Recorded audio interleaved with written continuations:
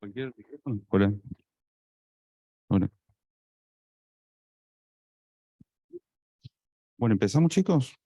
Empezamos. Bueno, empezamos entonces el módulo de endocrinos. Son 4 lunes que me van a ver. Hoy vamos a empezar con patología tiroidea. Lo dividí en 2 grupos, hipo e hipertiroidismo. Ahora avanza. Bien. Está. Bien. Bueno, empezamos siempre con las definiciones de las patologías. Ustedes saben que el hipotiroidismo se define como el nivel bajo o ausencia de la producción de hormonas tiroideas y que puede ser congénito o puede adquirirse en el transcurso de la vida. En lo que yo voy a hacer hincapié es fundamentalmente sobre el hipotiroidismo congénito, que ustedes saben que es una urgencia en endocrinológico y por lo tanto lo tienen que tener muy presente para poder derivar a tiempo y que no haya complicaciones fundamentalmente neurológicas, ¿sí? Por eso empiezo mostrándoles un gráfico de la ontogénesis de las hormonas tiroideas. Esto obviamente no hace falta que ustedes lo sepan, pero más o menos para comentarles cómo va a ser la producción de hormonas, y esto es importante sí para los prematuros. Si ustedes se fijan, en las primeras semanas del desarrollo, empezamos con el aumento de las concentraciones de yodo, que se produce aproximadamente en la 10ª semana. La secreción de T3, T4 y TSH comienza aproximadamente a las 12 semanas. Esta es la etapa de embriogénesis. Todo va a depender fundamentalmente de la T4 materna en el primer trimestre del embarazo, y a medida que van transcurriendo el embarazo, empieza a producirse la T4 fetal, ¿sí? La respuesta de feedback comienza aproximadamente a las 25 semanas, la inhibición de TSH aproximadamente a las 27, y la maduración de Weizsäcker, que esto es muy importante porque es el stop que pone el cuerpo a la incorporación de yodo para no producir más hormonas tiroideas, o en algunos casos, fundamentalmente en este efecto, producir una inhibición. O sea, cuando se produce este efecto, no incorpora más yodo. Al no haber yodo, no hay producción de hormonas tiroideas. Por eso es importante la exposición en los recién nacidos a los yodos. Ustedes van a ver que siempre dice evitar la exposición a yodos en los recién nacidos, ¿sí? Bien, el eje hipotálamo hipófiso tiroideo está graficado muy sencillo en esta parte, en la cual tenemos el hipotálamo que va a producir la hormona liberadora de tirotrofina, que es la TRH, que va a actuar en la adenohipófisis, la hipófisis anterior, para producir la TSH, que a su vez va a actuar en la glándula tiroides, produciendo T3 y T4. Cada una de estas dos hormonas va a producir un feedback en distintos lugares. La T3 hace un feedback fundamentalmente en la adenohipófisis y la T4 va a hacer feedback fundamentalmente en el hipotálamo, ¿sí? Entonces, de acuerdo a la producción, estas dos hormonas van a producir estos feedback en estas dos regiones y va a disminuir la estimulación tanto del hipotálamo hacia la adenohipófisis como de la adenohipófisis a la producción de TSH a la glándula tiroides, de acuerdo a la cantidad que haya de hormonas tiroideas a nivel periférico. Gráficamente eso era cómo funciona hasta la glándula. Acá está graficado qué pasa en la glándula tiroides, ¿sí? Fundamentalmente en el folículo, en cada una de las células tiroideas.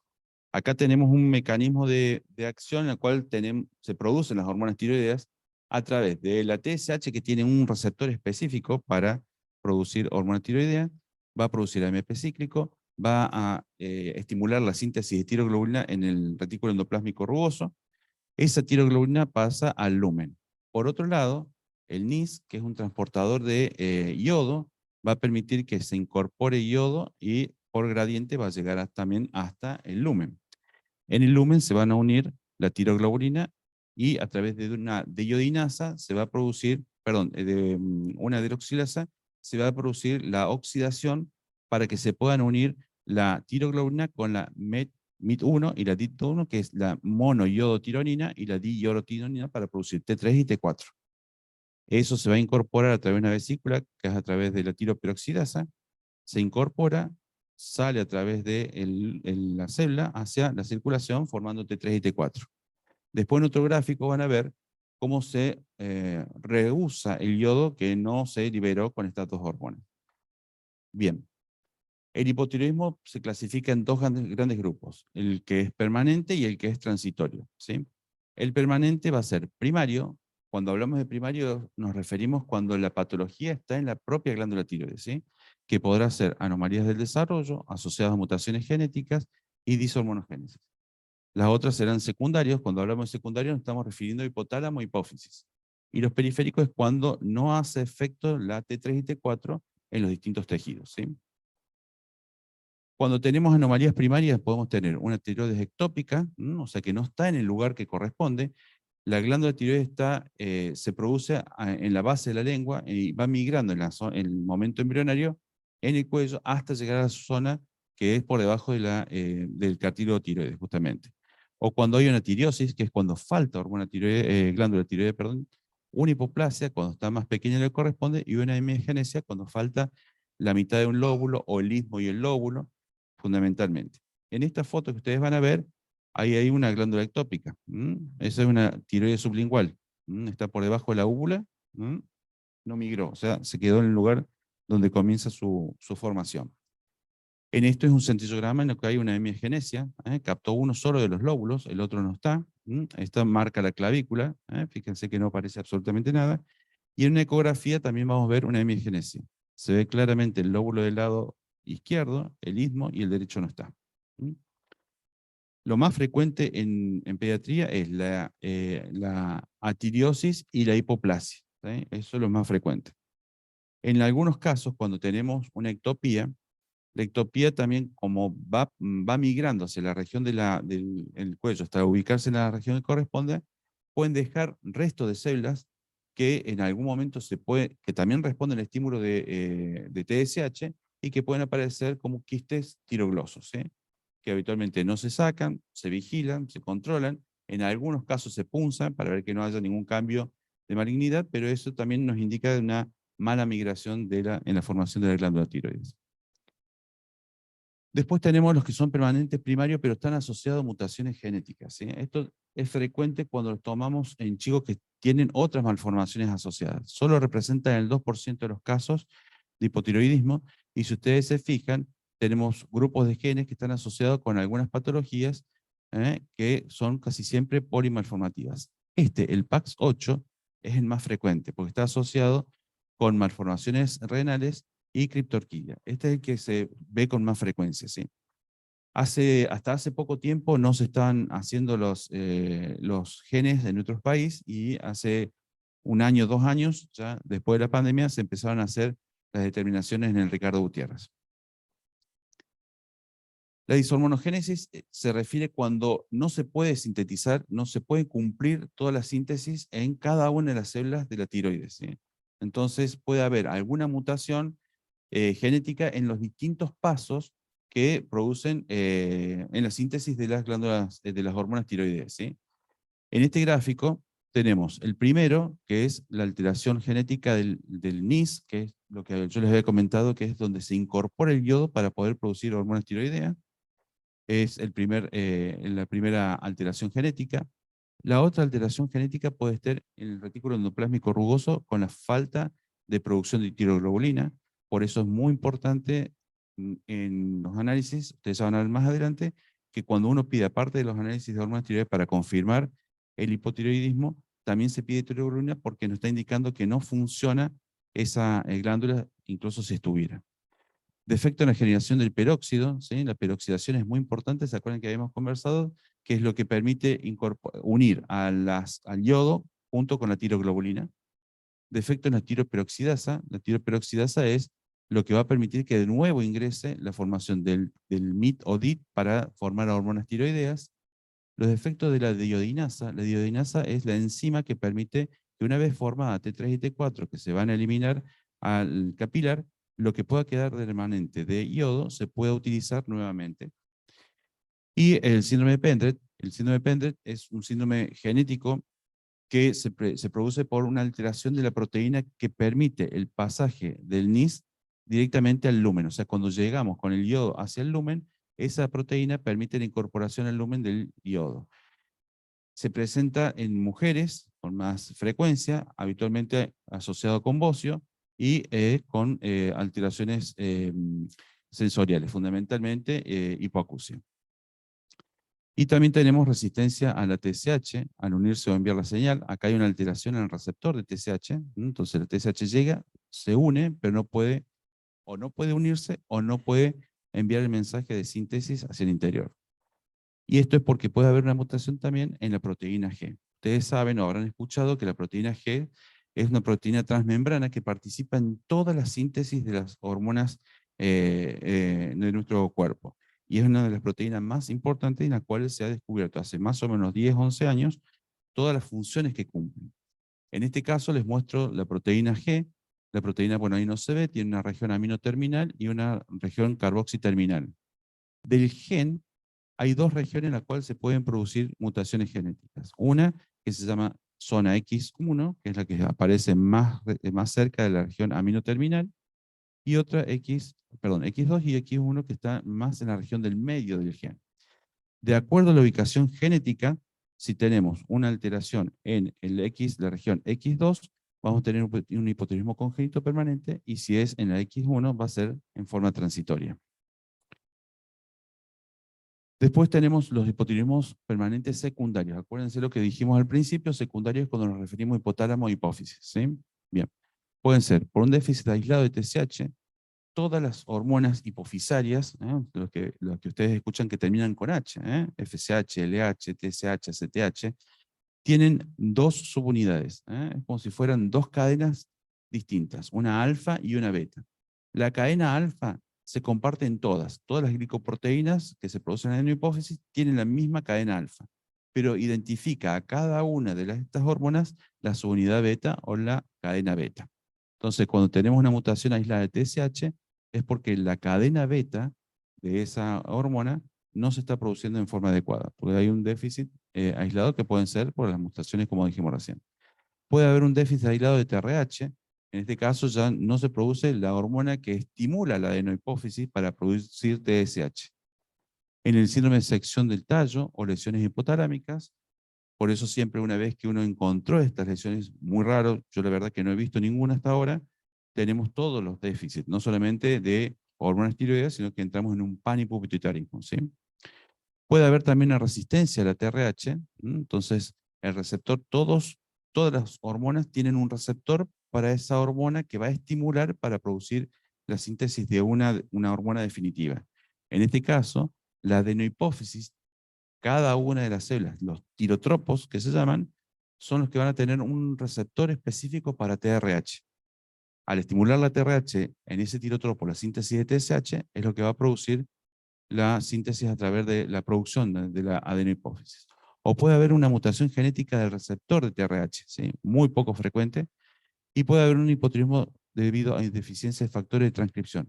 Para que se pueda producir la adenohipófisis, ustedes van a ver ahora en un esquema que tenemos distintas etapas y que cada una de esas etapas va a depender de un factor de crecimiento. Si están mutados algunos de estos factores de crecimiento, obviamente no se va a poder producir la glándula para poder sintetizar TSH.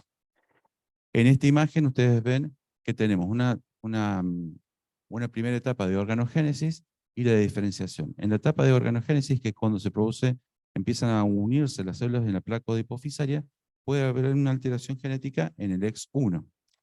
Eso, a su vez, va a hacer que no se pueda formar la bolsa de Rathke, y las mutaciones que van a hacer, que son las la LHX3 y X4, van a impedir que se forme la bolsa de Rathke, que es una de las etapas en la cual se diferencia la adenohipófisis.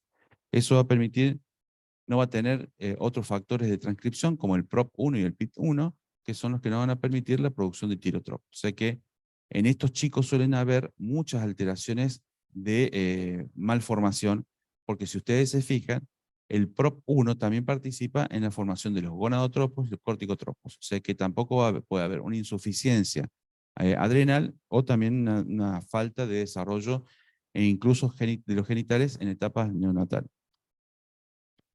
Por último, el hipotiroidismo periférico se debe a la resistencia de hormonas tiroideas. Esto sí es frecuente y en la pesquisa neonatal habitualmente no se detecta. Se detecta tiempo después porque son chicos que no cumplen las pautas madurativas. Hace muchos años tuve la primera, fue en el 2002, 2003. En estos casos, la resistencia de hormonas tiroideas, la TSH puede estar ligeramente aumentada, no mucho, a lo mejor una TSH 6, 7, pero con T3 y T4 que también están altas, ¿sí? Entonces, En este caso, yo había recibido este paciente después de varias consultas con varios pediatras, porque no les encajaba lo que le correspondía al hipotiroidismo clásico, ¿sí? La chica ya venía con pautas moderativas que no cumplía. Cuando encontramos las hormonas, la T3 y T4 elevada, empezamos a hacer tratamiento no con levotiroxina, sino en este caso se hizo tratamiento con triiodotironina, que es la T3, ¿sí? Y de esa forma pudimos comenzar el tratamiento. La niña quedó con secuelas neurológicas leves, pero quedó con secuelas porque se tardó el diagnóstico.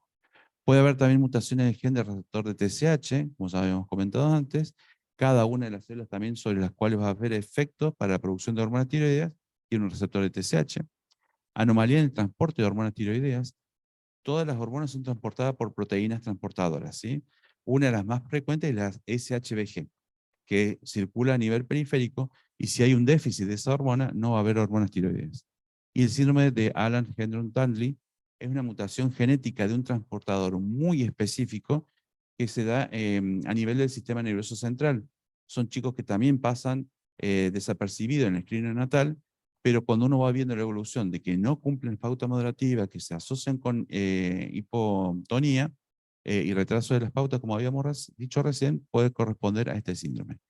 Está descrito, yo nunca los vi, pero hay que estar atento siempre en estas situaciones y más cuando no cumplen las pautas moderativas, teniendo hormonas que están no tan mal. Y después, el hipotiroidismo congénito transitorio se produce fundamentalmente por medicación antitiroidea materna.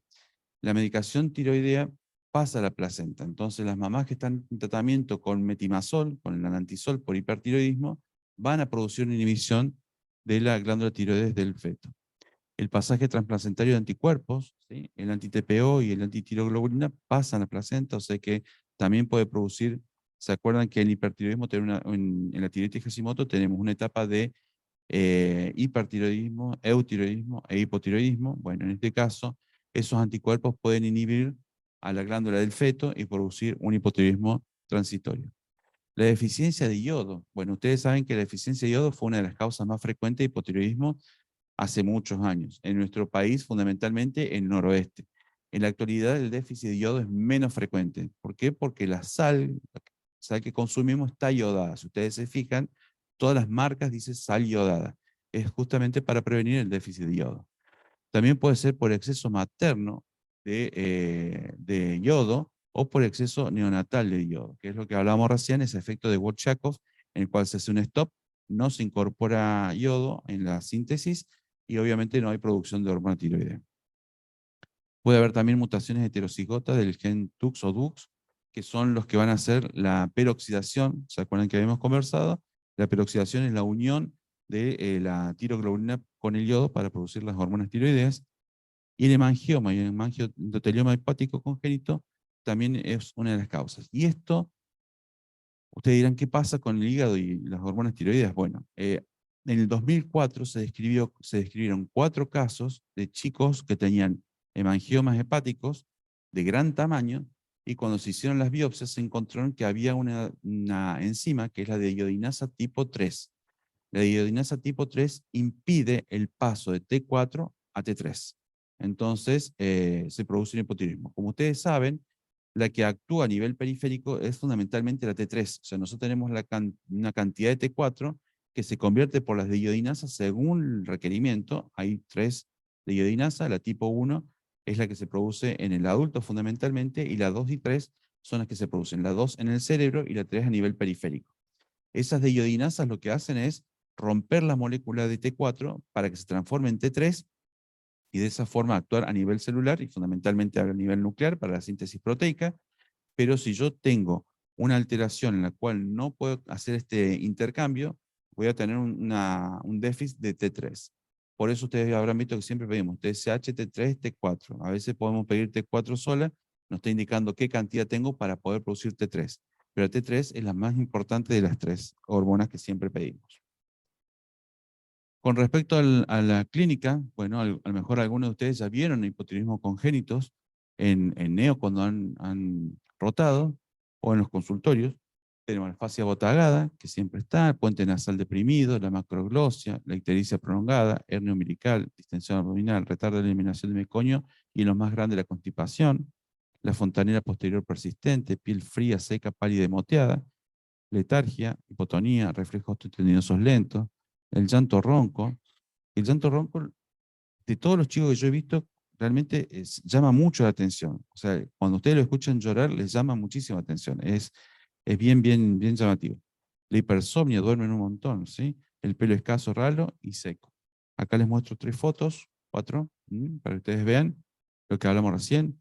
El puente nasal ancho y deprimido. La nariz suele ser ancha, eso es por la fascia botagada. La macroglosia, acá se nota menos, fíjense, la ictericia. Y este caso es una nena con un cretinismo. Cretinismo es cuando es un hipotiroidismo congénito, no tratado obviamente en la etapa que corresponde, y el abdomen globuloso, que tienen baja talla, retraso mental severo, y habitualmente también un hipotiroidismo sensitivo, se suelen tener hipoacusia. Por más que se haga tratamiento, en estos chicos ya no se recupera lo que se perdió fundamentalmente de la cuestión neurológica. Esta es una nena de 10 años. El diagnóstico, bueno, en la pesquisa, acuérdense siempre hacer la pesquisa cuando están haciendo consultorio y reclamar la pesquisa, ¿sí? Eso es muy importante. Si ustedes no reclaman la pesquisa, se pierde tiempo en el diagnóstico y en el tratamiento, ¿sí? La pesquisa, cuando es positiva, siempre se deriva a un centro en el cual se pueda confirmar el diagnóstico, ¿sí? El laboratorio, bueno, es lo que ustedes ya saben, TSH, T3, T4 libre. La tiroglobulina, como habíamos conversado al principio, nos va a indicar si hay glándula tiroidea presente o no, y si está funcionando la síntesis de las glándulas, de las hormonas. Y los anticuerpos. Los anticuerpos siempre hay que preguntar si la madre tuvo hipotiroidismo en la etapa del embarazo, y si fueron ese hipotiroidismo, se pidieron anticuerpos para ver si no era una tiroides de Hashimoto. Es muy importante averiguarlo siempre. Bueno, ecografía tiroidea, obviamente, para ver si tenemos alguna de las alteraciones que yo les había mostrado, la hemiagenesia o la tireosis, o una, una hemiagenesia, o si tenemos una tiroides en el trayecto de la migración de la glándula. La radiografía de los huesos largos, los fémures fundamentalmente, se pueden ver los núcleos de Clark. Cuando están ausentes nos indica que ya tenemos un hipotiroidismo ya en etapa fetal, ¿sí? Y el centellograma. El centellograma se hace fundamentalmente si en el lugar donde se va a ver ese niño tiene medicina nuclear. En este caso, por ejemplo, al no tener medicina nuclear, no se hace ahora. Se hace después de los 3 años, porque el paciente tiene que estar hipotiroideo para que capte el contraste, ¿sí? Entonces se deja para más adelante el centellograma. Los norteamericanos lo ponen después de los 3 años, los ingleses son un poco más cautos y dicen después de los 5, hacerlo total. No nos cambia el diagnóstico. El diagnóstico sigue siendo un hipotiroidismo, el tratamiento sigue siendo la levotiroxina, pero para ver si es por una dishormonogénesis o no. En este caso, bueno, la ecografía con los 2 lóbulos que se ven claramente, el istmo se ve claramente. ¿Se acuerdan de la primera ecografía que nos faltaba un lóbulo? El centellograma captan los 2 lóbulos con el istmo. Y acá tenemos los núcleos de Clark, que en este caso están ausentes. Ahí se ve uno de los núcleos. La radiografía esta no es buena. Abajo se ve un poquito más radioluciente la otra, el otro núcleo. En el fémur se ve bien, tibia no se alcanza a ver. Y acá está ausente. Esto es importante tenerlo en cuenta siempre, para que cuando ustedes reciban una pesquisa positiva, sepan qué tienen que hacer. En la pesquisa positiva se hace TSH, en otros países se hace T4, nosotros hacemos TSH. Si la TSH es menor de 10, ya descarta un hipotiroidismo. Si está entre 10 y 20, se recita para una segunda muestra, y si es más de 20, ya se iba a centro para tratamiento, diagnóstico y tratamiento. En la recitación, en la segunda muestra, se hace papel de filtro y suero. Nunca se hace únicamente papel de filtro, o sea, se saca sangre, ¿sí? Si una TSH es menor de 10, se considera normal. Si es mayor de 10, se deriva a un centro periférico. Pesquisa de la provincia hace esto. O sea, cuando recibe la muestra de los centros de derivación, les da positivo, se recita al paciente, pero ahí lo que hace pesquisa neonatal ya nos va avisando de que hay posibilidad de que deriven un paciente para acá. O sea que eso sí nos van avisando, aunque todavía no tengan el resultado de la segunda muestra como para que nosotros podamos acomodar un sobreturno, ¿sí? Para poder verlo lo más rápido posible. Después, cuando se deriva a nuestro lugar, confirmamos el diagnóstico, que ahí hacemos la ecografía, sacamos núcleo de Clark, aprovechamos, hacemos nosotros las 3 hormonas y la tiroglobulina, que pesquisa no lo hace, y si la TSH mide entre 5 y 10, se considera una hipertirotrofinemia transitoria y se hace seguimiento. Si nos da más de 10, se hace tratamiento, ¿sí? Entonces, acordarse siempre este esquema para que ustedes puedan derivar correctamente y no pase el tiempo. Lo que sí estamos viendo nosotros en el consultorio es que muchos médicos de los dispensarios nos los reclaman los resultados y cuando los reciben los resultados que se los lleva a la familia, les dicen que pidan turno con endocrinología. Cuando piden los dispensarios turno de endocrinología, los dos son administrativos, ¿sí? El que pidió el turno y el que recibió el pedido acá. Y no les van a dar turno ya si no nos avisan los médicos. Entonces le van a dar turno para dentro de 2 o 3 meses. Y ahí ya perdimos mucho, mucho tiempo, ¿sí? Entonces por eso es muy importante. Pesquisa positiva, segunda muestra positiva, nos llaman a nosotros directamente. Doctor, tengo un paciente que dio positivo, las 2 muestras, les turno, seguramente o Canteros o yo, les vamos a decir, traerlo mañana. O sea, va a ser inmediato. O si estamos atendiendo desde acá de Santa Fe, mandarlo ya. Que venga para el hospital inmediatamente. Pero no tienen que mandar al paciente a que pida turno, sino que tienen que mandarlo. Este es un gráfico que estuvo muy bueno, es de una revista de hace muy poco tiempo, del 2022, del año pasado. Y ustedes fíjense todos los efectos de las hormonas tiroideas, no solamente en el recién nacido, sino también en el feto. Ustedes fíjense que para tener un desarrollo como corresponde, las hormonas tiroides tienen que estar bien para permitir el desarrollo neurológico, el buen crecimiento en la panza de la mamá, el buen desarrollo del sistema cardiovascular, el buen desarrollo pulmonar, el desarrollo óseo, también la activación de la glucogenosis en el momento de nacimiento, que es la que va a permitir mantener una homeostasis de la glucosa, la activación de la termogénesis a través del tejido graso, el desarrollo de los músculos. O sea que es muy importante porque participa en todo nuestro metabolismo. Si no tenemos hormonas tiroides como corresponde, hay complicaciones, no solamente en el cerebro, sino también fíjense en todos los sistemas en los cuales podemos tener alguna alteración. El tratamiento como saben, levotiroxina, este es un gráfico con las dosis, por kilo fundamentalmente, con las comenzamos, ¿sí? Es muy importante para tener en cuenta con cuánto empezamos, dependiendo también de los niveles de TSH que podemos tener. El seguimiento es con el control de dosis. Acá hacemos laboratorio para ir viendo si la dosis que estamos administrando es la correcta o no. Ver el crecimiento en peso y talla, el desarrollo neurológico, buscando las pautas moderativas en el primer año. Después, los problemas en el aprendizaje y comportamiento. Después, si encontramos alguno de estos, hacer control con neurología como corresponde. Y lo mismo si hay problemas sensitivos o motores. Estos últimos dos pasarían si el tratamiento no comienza antes del mes de vida. Incluso hay un trabajo muy, muy viejo que nos mostraba que si el hipotiroidismo congénito no se trataba antes de los 15 días, había un mayor aumento en las alteraciones en el aprendizaje. Es un trabajo del 2000, es viejo y nos ha mostrado que el tratamiento tiene que iniciarse rápidamente. En los pretérminos, el hipotiroidismo suele ser transitorio y se presenta en el 13% de los recién nacidos. Y dependerá de la edad gestacional. ¿Se acuerdan que habíamos charlado de la ontogénesis? Cómo se va desarrollando las hormonas tiroideas en la etapa fetal. Por eso es importante ver en qué etapa, en cuántas semanas de gestación tiene para saber si estamos todavía con estímulo de TSH o no, con producción de T3 y T4 o no, ¿sí?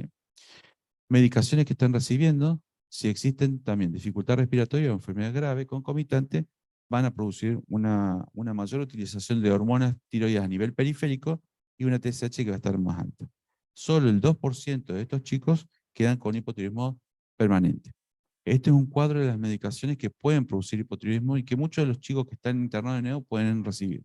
La dopamina, el feno, los corticoides, la furo, heparina, bueno, octotrile no, y sulfato ferroso. Cada una de estas va a alterar el metabolismo de las hormonas tiroideas y nos puede dar, empeorar un hipotiroidismo, ¿sí?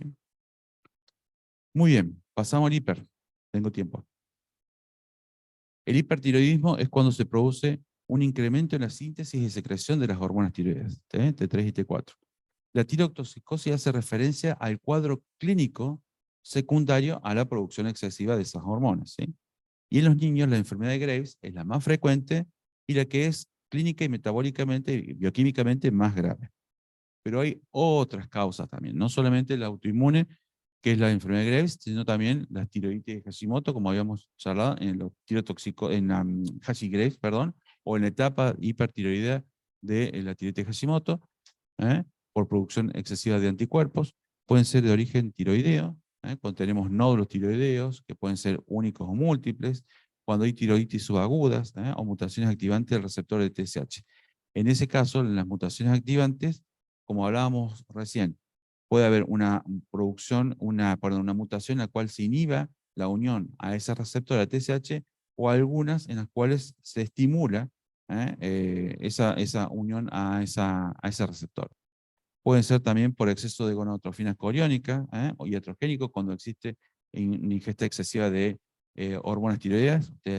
Hubo varios chicos que tomaron levotiroxina y vinieron a la guardia, que hubo que controlar. Estas son las que más frecuentemente se presentan. Sigue siendo las autoinmunes las más frecuentes. Por eso, lo que comentábamos recién, la enfermedad de Graves aún no se entiende de una enfermedad autoinmune, pero no se entiende completamente, pero sí hay varios factores que intervienen en la producción de la enfermedad. Tiene que haber una susceptibilidad genética, perdón, inmunológica y también una susceptibilidad genética. En este gráfico, ustedes ven los factores inmunológicos que van a participar en la producción del Graves, que es linfocitos que están trabajando en forma T anormales, produciendo citoquinas, inflamación local, produce remodelación tisular y aumento de la producción del anticuerpo antirreceptor. La susceptibilidad genética va a depender fundamentalmente de una alteración del HLA, una alteración genética en la producción de linfocitos T circulantes, citotóxicos, perdón, y un gen de la fosfatasa tirosina que también puede producir alteraciones linfoides.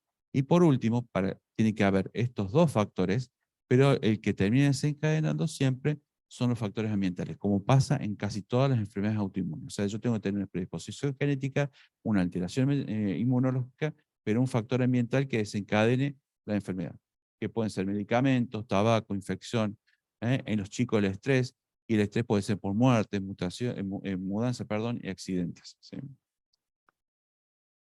Como hablábamos recién, es autoinmune, se produce un anticuerpo que es el TRAB.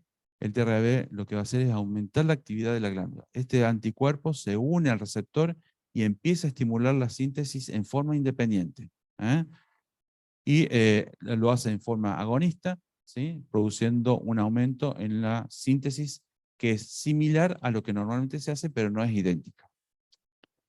En este gráfico, que es muy parecido al que habíamos visto anterior, lo que habíamos charlado al principio también, el hipotálamo estimula la hipófisis, después se produce TSH que se va a unir al receptor, pero en este caso el TRAB, o también ustedes van a ver que en la bibliografía puede aparecer como TSI, que son anticuerpos estimulantes del receptor de TSH, va a producir una mayor síntesis de TSH y por el camino que dijimos recién, por aumento del AMP cíclico, exceso de producción de tiroglobulina, exceso de incorporación de yodo para producir mayor cantidad de T3 y T4.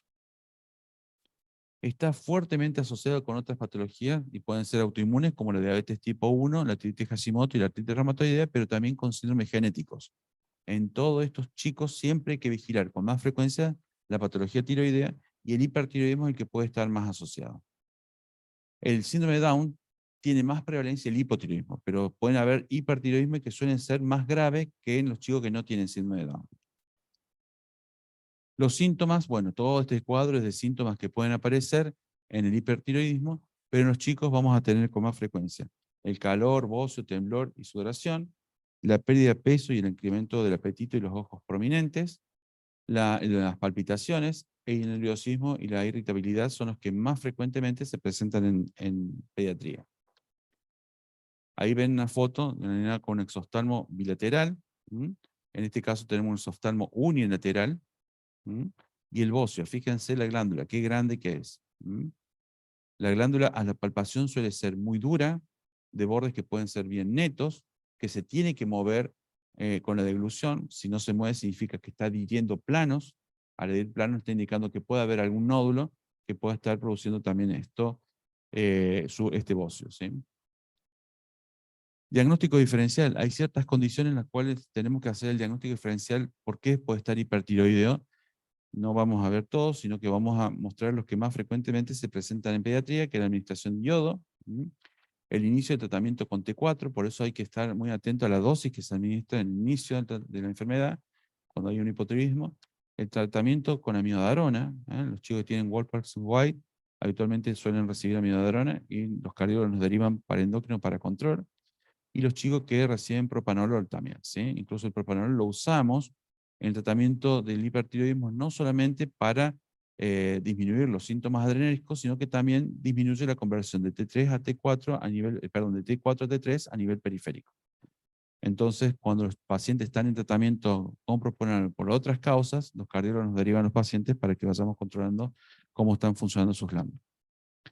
El diagnóstico, bueno, anamnesis, preguntar siempre desde cuándo comenzó la pérdida de peso, cuántos kilos perdió, qué síntomas tuvo, el temblor, la taquicardia, si duerme tranquilo, si se levanta muchas veces a orinar, que son también síntomas que pueden aparecer en días previos de la consulta. Perdón. El examen físico, en el examen físico ustedes van a ver los ojos, como vimos recién, ¿sí? El bocio, la palpación de la glándula es muy importante, las características de la glándula, como dijimos recién, y van a encontrar el temblor. Y el temblor lo van a encontrar en las manos, en los párpados. Los chicos cuando quieren cerrar los ojos no terminan de cerrarlos completamente y se mueven mucho. Ustedes van a ver que tiemblan realmente. Y la lengua. Habitualmente son fasciculaciones en los bordes de la lengua, ¿sí? El laboratorio, obviamente, o T3, T4, anticuerpos, antitiroglobulina y el TRAB. Anticuerpos, el anti-TPO y la antitiroglobulina para ver si estamos en la fase hipertiroidea de una tiroides Hashimoto. El que hace diagnóstico de enfermedad de Graves es el anticuerpo antirreceptor de TSH, ¿sí? La ecografía tiroidea, en la cual nos va a mostrar un patrón heterogéneo, o sea, como si estuviera polillada, pero nos va a mostrar si hay algún nódulo, como hablábamos recién, que puede ser una de las causas, que puede ser un nódulo único o múltiple, que puede ser autónomo. ¿Qué significa? Estar produciendo hormonas tiroideas más de lo que corresponde, pero no porque haya una mayor síntesis, como en el Graves, sino que ese conjunto de células que se acumularon y formaron ese nódulo, terminan tomando una independencia con respecto al resto de la glándula. Y el centrograma que nos va a decir si esos nódulos son calientes o no. Y las interconsultas que hacemos en el momento del diagnóstico, oftalmología fundamentalmente, para ver que ese exoftalmo no produzca ojo seco, que haya que agregar gotas. El cardiólogo fundamentalmente para ver si hay que asociar alguna otra medicación. Y también el hipertiroidismo puede producir hipertensión arterial, para que no tengamos que agregar alguna otra medicación. Y dermatológico porque a veces la piel suele ser muy sensible, puede haber lesiones, puede haber micosis y puede haber vitiligo, ¿sí? El tratamiento, bueno, en nuestro país tenemos una sola medicación que es el metimazol, ¿sí? El propiltiuracilo existe en otros países. En Chile, por ejemplo, no tienen metimazol y tienen propiltiuracilo. Y en Europa y Estados Unidos tienen los dos. Siempre se prefiere iniciar con el propiltiuracilo en otros países y el metimazol se deja como segunda línea. En nuestro país no pasa. El propanolol se asocia siempre, lo que dijimos recién, para disminuir los efectos adrenérgicos y aparte para disminuir la producción, la conversión de T4 a T3. El yodo se utiliza en las personas grandes y en los chicos en los que realmente no se pueda manejar el hipertiroidismo con la medicación antitiroidea, ¿sí? Y habitualmente se puede dejar en los adolescentes. Entonces, chicos de 14, 15 años en los cuales uno intentó retirar la medicación, pero se reactivó el hipertiroidismo, entonces plantea a los padres la posibilidad de hacer el yodo radioactivo. Y la cirugía en manos de cirujanos expertos. Esto es muy importante, que los cirujanos tengan mucha experiencia en cabeza y cuello, y si son pediátricos, mejor. Como ustedes saben, todos deben haber conocido a Luna, ¿sí? A Macarena Luna, que es una nena que hizo una toxicidad por la medicación. Tanto el propiltiuracilo como el metimazol producen toxicidad, ¿sí? El propiltiuracilo lo más frecuente es toxicidad hepática. El metimazol produce las dos toxicidades, hematológica y hepática, las dos. En este caso, la nena hizo toxicidad hematológica, entra en un cuadro de sepsis, hace una falla multiorgánica, insuficiencia renal, insuficiencia hepática. En estos casos no tenemos otra opción más que la cirugía, lo que se hizo primero es tratar de disminuir la conversión de T3 y T4 a nivel periférico con el Lugol. El Lugol se utilizaba antes de la década de los 50 como medicación para los hipertiroidismos cuando no existía ni el propil ni el metimazol, pero no tiene un efecto prolongado, es un efecto muy corto, por eso el límite, el tiempo que se puede utilizar son de 7 a 10 días como mucho. En este caso nosotros logramos utilizar 7 días. Nosotros, como saben, no tenemos cirujano de cabeza y cuello, se habló con los cirujanos del Cuyen, como Macarena ya es una nena de tamaño grande, los cirujanos de cabeza y cuello del Cuyen se animan a operar chicos grandes, a los chicos chiquitos no. Como esto es una urgencia, se habló con cirugía, una vez estable la nena, un poquito más estable porque estaba muy hipertensa, no se podía manejar las presiones, se operó. Lamentablemente se sacaron las paratiroides también, o sea, en el momento de la cirugía, las paratiroides ustedes saben que son muy chiquititas, están muy atrás. Si el cirujano está muy apurado o no las ve, las saca. Y lo otro que tenemos que tener cuidado es los nervios recurrentes, ¿sí? Pero en este caso los recurrentes quedaron como corresponde, pero las paratiroides se volaron, se fueron, entonces la nena quedó con un hipoparatiroidismo también, ¿sí? Por eso el tema de que el cirujano sea experto es muy importante. De todas formas, siempre pasa, yo he tenido una nena que tuvo un nódulo tiroideo, chiquita, tenía 6 años, obviamente no se operó acá en Santa Fe, los cirujanos de cabeza y cuello no operaban por ser muy chiquita, la derivé al Garham, y en el Garham los cirujanos de cabeza y cuello tuvieron todas las complicaciones que ustedes imaginen para una cirugía de cabeza y cuello, o sea, a pesar de que son médicos que están operando únicamente cuello en chicos, también pueden tener complicaciones. En esta nena también había tenido un hipoparatiroidismo que fue transitorio, gracias a Dios, pero sí tocaron el recurrente, no lo cortaron, lo tocaron, así que tuvo una disfonía un tiempo hasta que se acomodó, pero las manos expertas no significa que hay 100% de garantía que no pasa absolutamente nada. Saben que hacemos medicina, nada es exacto. El seguimiento, bueno, el seguimiento, control de crecimiento y desarrollo en las dos patologías, tanto el hipo como el hiper. El hipotiroidismo puede producir retraso en el crecimiento, retraso en la pubertad. En caso del hipertiroidismo vamos a encontrar chicos que crecen más rápido de lo que corresponden y hacen un desarrollo puberal más rápido de lo que corresponden. El control de pauta moderativa y escolaridad, ¿sí? La pauta moderativa en el hipotiroidismo, la escolaridad también en el hipotiroidismo, pero en el hipertiroidismo tenemos que estar atentos a la escolaridad porque son chicos que al estar hipertiroideos no pueden atender, están inquietos, no pueden sostener la atención durante mucho tiempo, entonces podemos tener un mal rendimiento escolar. Obviamente que también se hace el seguimiento con hormonas tiroideas, anticuerpos, la función hepática, hemograma y el metabolismo de los lípidos. Función hepática y hemograma en los chicos que están haciendo tratamiento con metimazol y el metabolismo de los lípidos los que están haciendo tratamiento por hipotiroidismo. Ustedes saben que el metabolismo en los pacientes que tienen hipotiroidismo es mucho más lento, suelen comer mucho más, entran en sobrepeso y pueden hacer dislipidemia. La ecografía tiroidea, como hablábamos recién, para ver si hay un patrón heterogéneo en particular en el hipotiroidismo y en el hipertiroidismo, si hay nódulos o no, si hay alteraciones en la anatomía, y la edad ósea. La edad ósea en el hipertiroidismo va a estar adelantada, puede estar adelantada, crecen más rápido, entonces va más adelante de lo que corresponde, y en el hipotiroidismo puede pasar al revés. El hipotiroidismo nos va a dar una edad ósea atrasada, pero que es tramposa esa edad ósea, porque cuando uno comienza a hacer tratamiento con levotiroxina, rápidamente recupera el intervalo de tiempo que tenía de diferencia. Entonces, muchos chicos que tuvieron hipotiroidismo severo hicieron tratamiento con medicación. Si uno no cuidó que el crecimiento fuera como corresponde, pueden adelantar la edad ósea y en algunos casos cerrar el cartílago de crecimiento más rápido de lo que debe ser. O sea que ustedes fíjense que son patologías que son frecuentes, las dos, tanto el hipo como el hiper, que el hipotiroidismo es una urgencia neonatal, el hipertiroidismo puede ser una urgencia por las complicaciones cardiovasculares que pueden producir o si el paciente ya está en tratamiento por las complicaciones por la medicación que pueda recibir.